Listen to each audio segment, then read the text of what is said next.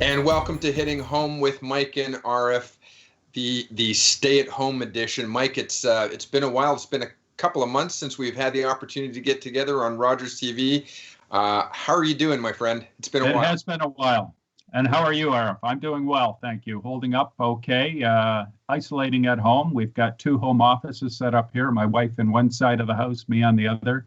We meet in the kitchen for lunch through the day, but we're managing. We're making the best of the situation here. So there's an upside to this. You get to see your wife on a daily basis and have lunch and dinner with her, something that might have been lost on a number of families over the past generation or so. You'll have to ask her if that's an upside. But for me, I would say I'm obligated to say yes, that's an upside. Well, folks, we're doing the edition of Hitting Home with Mike and Arif, and this is the edition that's basically called I Swore It Would Never Happen to Me. And I think we're going to have I beg your pardon? I said, who of us did? Who could ever have imagined a few months ago that we would be where we are now, kind of living in a futuristic science fiction movie here? Exactly, but I'm going to thank this scenario for giving us a whole bunch of fresh content, a whole slew of interesting talking points. And I think that our show going forward, I want to say thank you to our partners at Rogers TV, Barry, and our producer Ron for reaching out and saying, hey, let's make it work. Let's test out some new technology or some not so new technology, but make it work on community television. And I think that over the next few weeks, we'll be able to provide some really interesting content, both for the investor as well as the everyday homeowner, from a finance, from a real estate, from a prediction, from a let's talk about what is scenario. And I'm excited to get into that in this episode or this segment right now. So why don't we get right to it, Mike? We will be inviting some good guests in to join us on the show to discuss these very topics over the next few weeks. So. Absolutely. So I'm broadcasting from the fantastic studio called The Living Room in Allendale, and and let's talk about that. Let's talk about what are you really seeing right now, Mike? Let's talk about real estate and movement and momentum, both in Barrie, but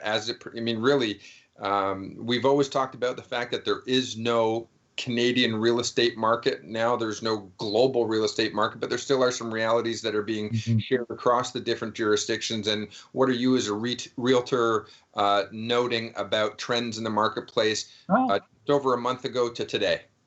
Yeah, just to set that up, it's closer to 2 months ago that we did our last show. And at that time, early March, I was confident and excited about the fact that we'd had a busier than usual January, February, and everything was pointing in the direction of a busier than usual spring market, which quickly turned, certainly once the stay-in-place isolated home orders came out.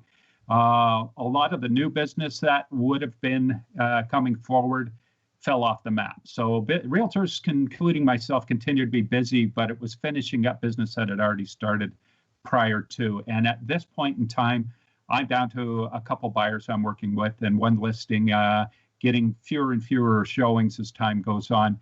And so I think we're going to be in a dark area for a while. Well, people step back and recollect and think about where we're going from here, because there's still a lot of big question marks out there about how long this goes, what the economic ramifications are going to be. And until a lot of people can get their head around those ideas and those answers, I think people are going to step back. So let's talk a little bit about that, Mike. I think just to frame this up for our audience a little bit, I think this show today will be more along the lines of talking about the what is. I know that we've already talked about it offline, that next week we're going to get into a little bit more of a how-to.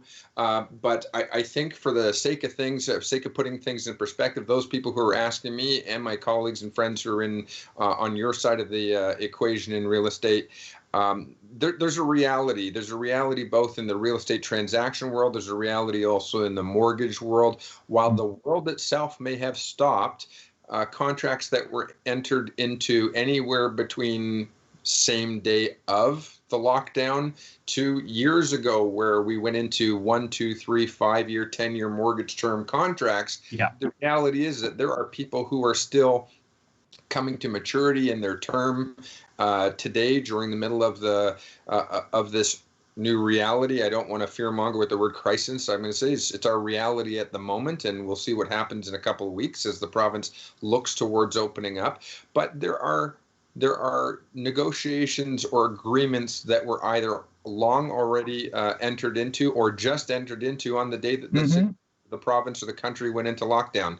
And contractually by law, I don't think that there was an escape clause. No. Because there's a domino effect. For every resale home that's being purchased or sold, there's a ripple effect or a domino effect of other parties and families that are being impacted. And obviously, other than a force majeure, which is basically an act of God, you're still supposed to meet your end of the obligation. Yeah. Which is precisely why your business and mine were declared as being essential. And I think that essential when they looked at what is and what isn't. The machine, the business economy still has to run. The background machine still has to function. The lights still have to come on. The water still has to flow.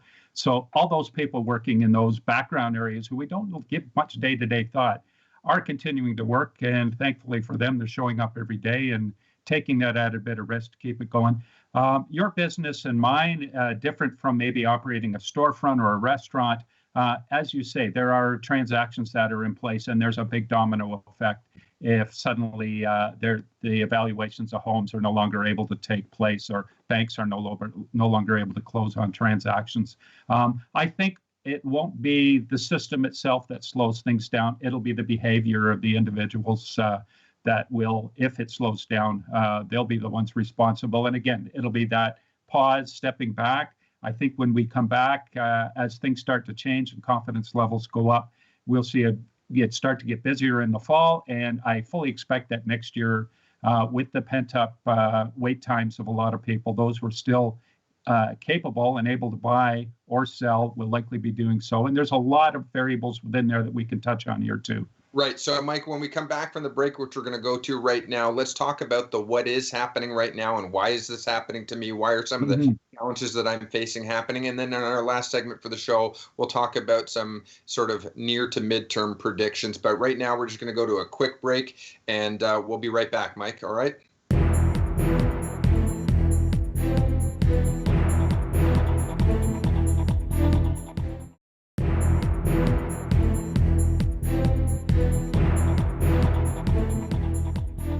And welcome back to Hitting Home with Mike and Arif, the home game. And Mike, it's good to have you back on here. And again, thanks to Rogers for giving us this opportunity. I think we've got some great things that we can discuss in this segment. Let's talk about the reality of what is.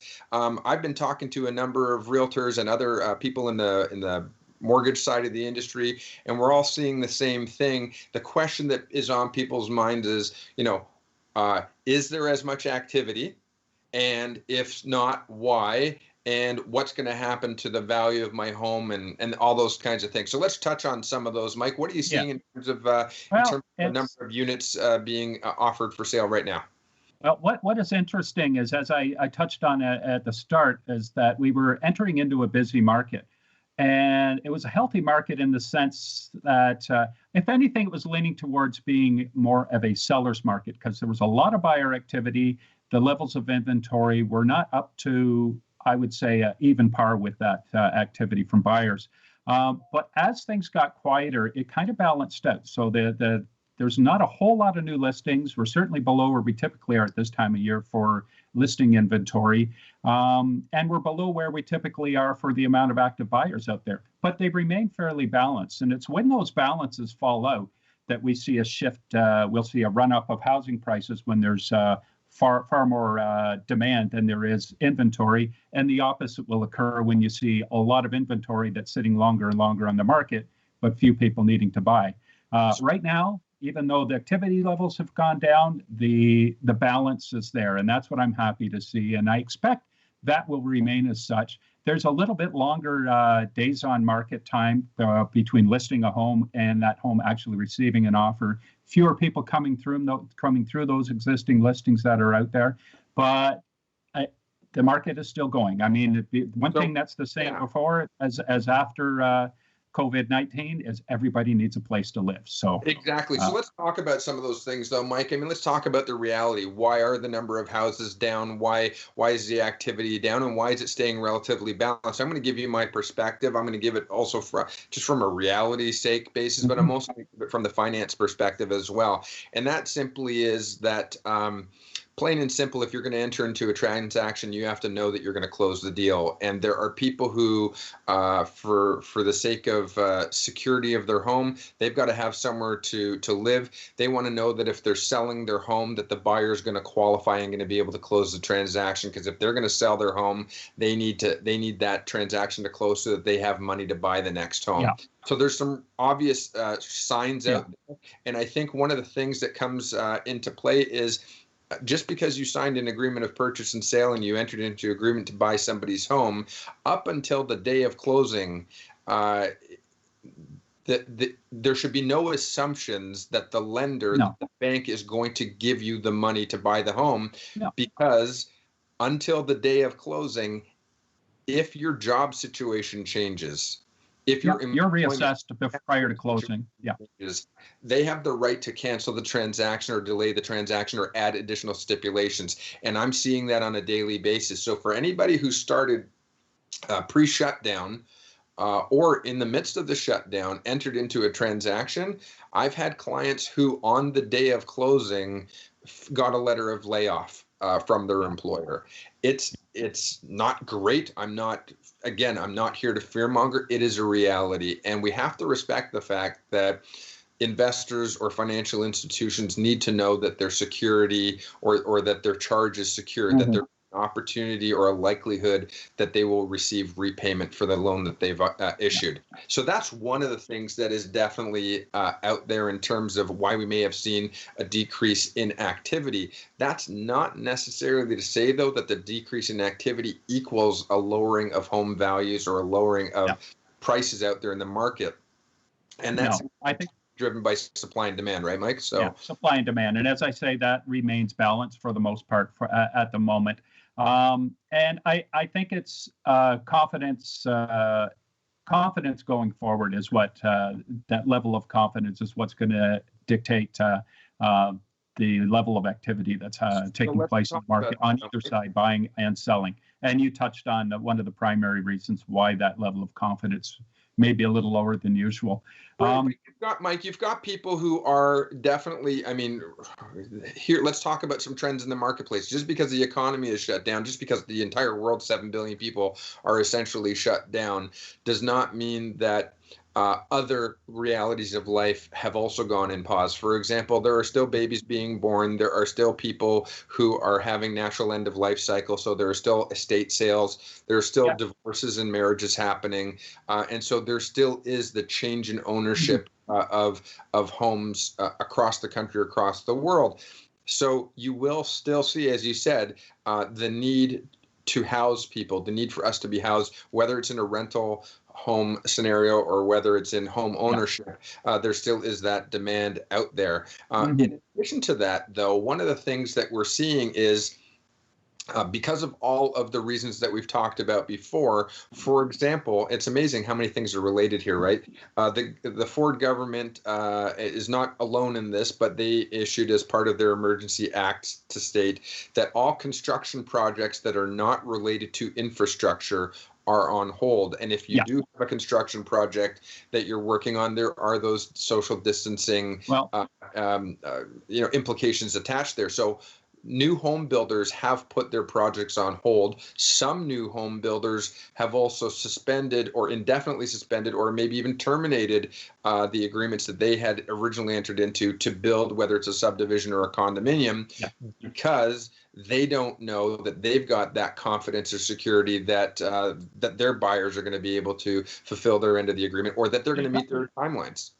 And if I can touch on that from what I see as a realtor, and even prior to that, just something I read just before we started the show here. There is a project that I believe it's 12 acres of prime land in Toronto, Cherry Street Spit area. It's industrial land that's being converted into probably one of the biggest, if not the biggest, residential developments currently underway. This has all been approved. The backers, Google or subsidiary of Google, was one of the backers of this community. It's supposed to be affordable living for, urban dwellers. They've stepped away. So that's just one example, but a big example. And I think as long as that confidence of the investors is challenged there, we're going to see more and more of those projects, but people backing away from them. And where that ties in with resale real estate is that shifts anybody who is going to buy a new property, but still needs to buy, is going to shift their attention towards the resale market. And in the Barrie area, I mean, here there are so many different factors. Another thing, there's been so many condos sold to first-time buyers and existing homeowners, second-time, third-time buyers in Toronto over the past while. If you've been stuck for the last 3, 4, or 5 months in that 700-800 square foot condo, that was basically where you came home from work, ate and went to bed.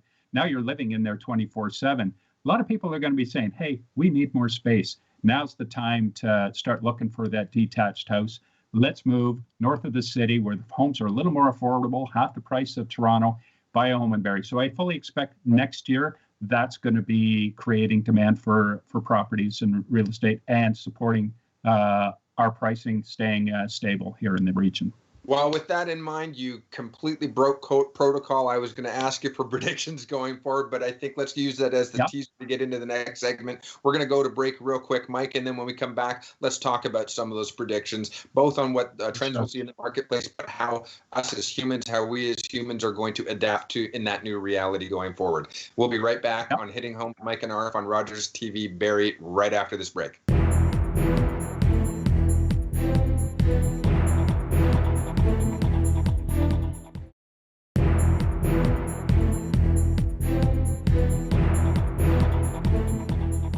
And welcome back to Hitting Home with Mike and Arif, the stay-at-home edition. And Mike, we've been talking about sort of where we are and how we got there, and wanted to get into some predictions, but I wanted to take a quick pause and just talk about sort of the reality, the dose of reality that many of us are feeling, myself included. And just wanted to touch on the fact that, yes, we're resilient as Canadians and we will adapt and we will find a way to prevail and we will move forward. But I think there's a valuable lesson for each of us to acknowledge. And I'm not going to speak for everybody out there in our audience, but I'll certainly speak for myself. And that is that I know for myself, certainly, there are times when I procrastinate. There are times when I say, you know what, I know I really need to do a better job at, whatever it may be. And I'll start that next week.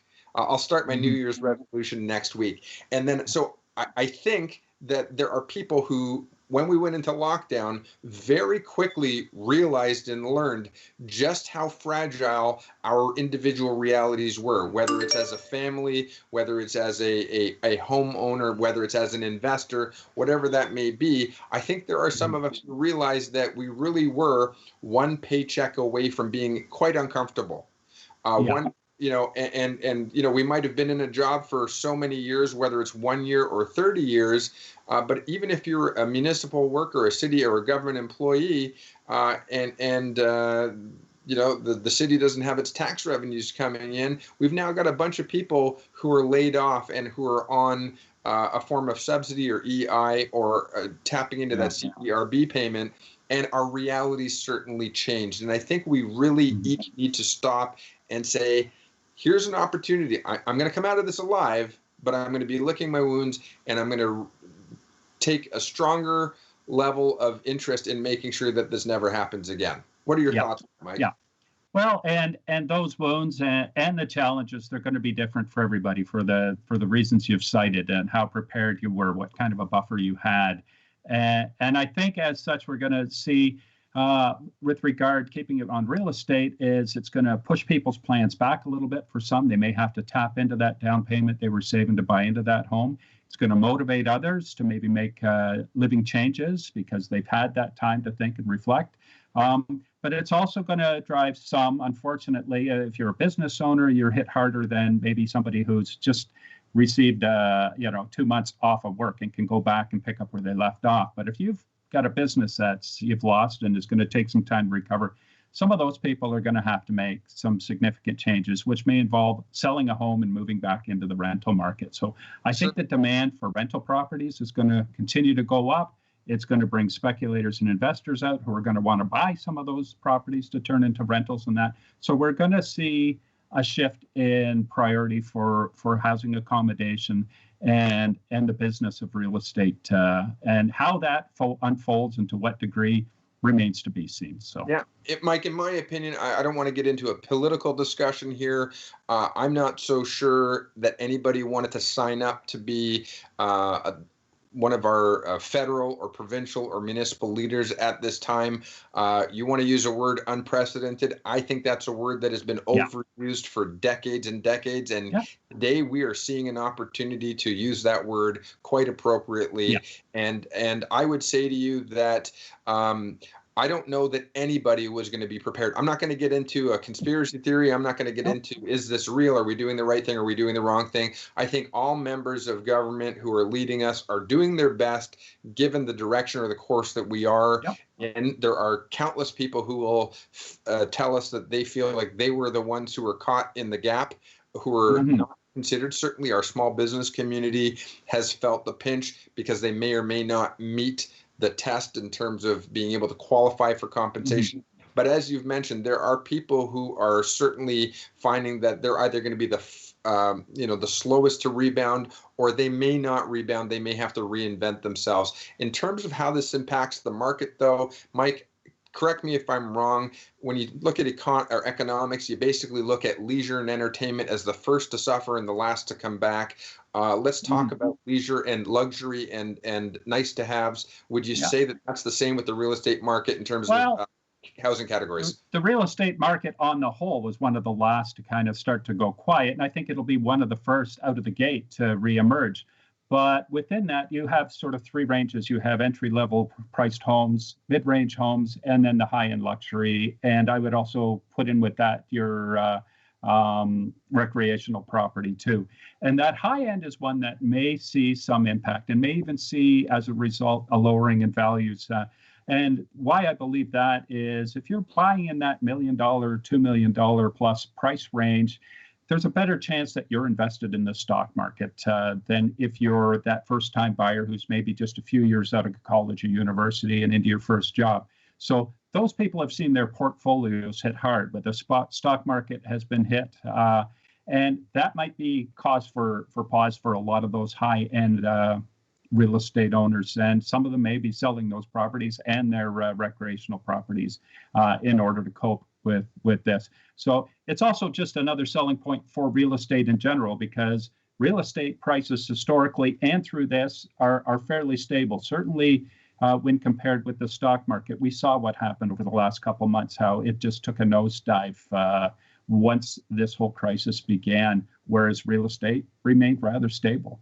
So that's, in terms of where you put your money as an investment, that's one, strike in favor of real estate. So let's try and even this out a little bit. We've just got a few seconds left before we're going to wrap this up. The reality is that everything has sort of a ripple effect on other segments. So, for example, those who are starting a new family or getting married, maybe the wedding's put off a few months. Maybe not be buying their first time home, and therefore they may be staying in their rental accommodation, which is going to put a slowdown on turning over rental inventory. We're going to run out of time on this one, Mike, but the fact of the matter is, I think if you're somebody who's heavily invested in the stock market and you're living at a different tax bracket, there's a reality and a wake-up check for those people as well to determine how leveraged they are versus how liquid they are. I don't think we're going to have time to do it. We're not going to have time. We got 30 seconds. We got to go, Mike. 30 seconds. Well, we've got all the time to come back for another show and continue this dialogue, Arif, because it is a good one.